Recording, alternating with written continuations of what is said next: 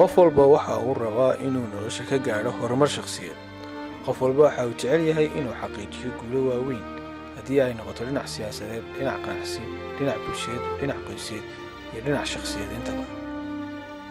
qof baa raba inuu madaxweyne noqdo, qof baa raba inuu noqdo taajir weyn, qof baa raba inuu noqdo caan bulshada laga dhex yaqaan, qof baa jecel inuu noqdo qoyska ugu wanaagsan ee ay ka dhashaan ubad tayo leh. qof walba waxaa ka dhex guuxaya oo ka dhex gubanaya han uu rabo inuu xaqiijiyo. hanka iyo hiigsigu waa riyo uu haysto qofku. waa wax aanay dadka kale arkaynin oo aan u muuqan, balse isagoo muuqda, taasoo maskaxdiisa ku sawiran. inuu qofku noqdo madaxweyne ama ganacsade ama caan, dhammaantood waa riyo.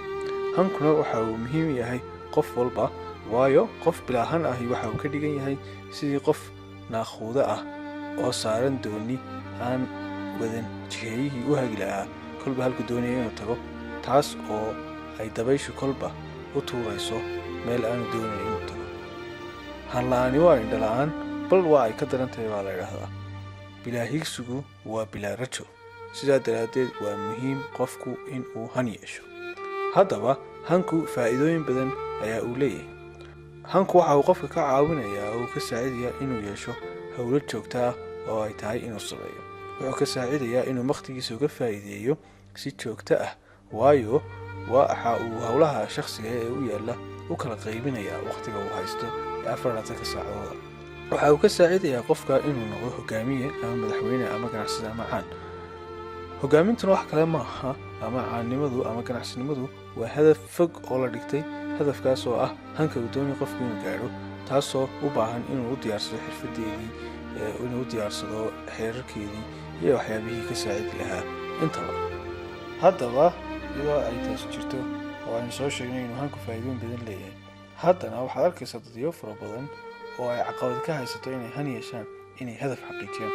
waxaad arkaysaa dad dhalinyaro ah oo fadhiya maqaaxida ay fadhiyaanna ay fadhiyeen 5 sano ka hor, 4 sano ka hor, 3 sano ka hor, 2 sano ka hor, ilaa haddana fadhiya.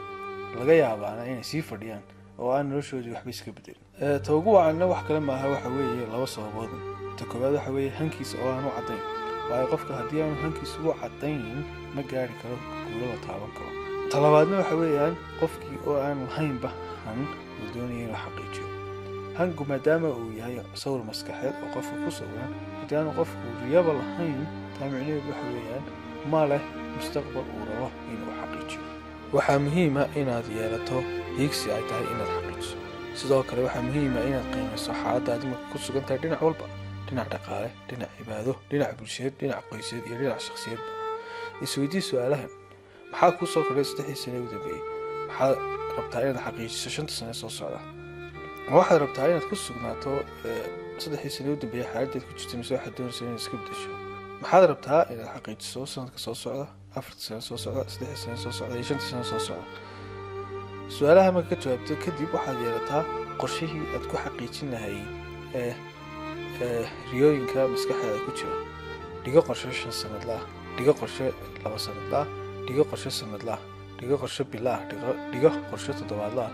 sidoo oo kale dhigo qorshe maalinla ah. maaree wakhtigaada oo ka faa'iidayso adoo u kala qaybinaya howlaha maalinlaha ah ee ku yaalla, kaas oo kuu dhoweynaya inaad xaqiijiso hanka fog ee kuu yaalla. waayo hanku wax kale ma aha, xaqiijintiisu waa tallaabooyinka aad qaadayso maalin walba.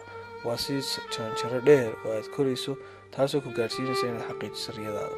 markaa si aad u gaadho riyadaada fog, waa inaad maalin walba 2 jaranjaro ama 3 jaranjaro aad fushaa, maadaama jaranjarada hanka la xaqiijinaya ay dheer tahay.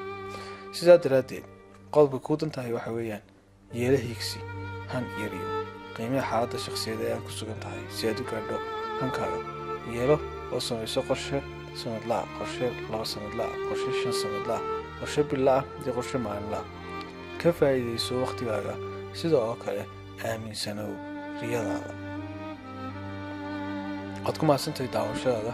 ha ilaawin inaad subscribe garayso channelkan, weliba channelska aad saarto, muuqaalkana aad share garayso si aad ula socoto muuqaalada dambe, kuwaasoo noqonaya qaar xiiso leh oo aad ku horumariso naftaada.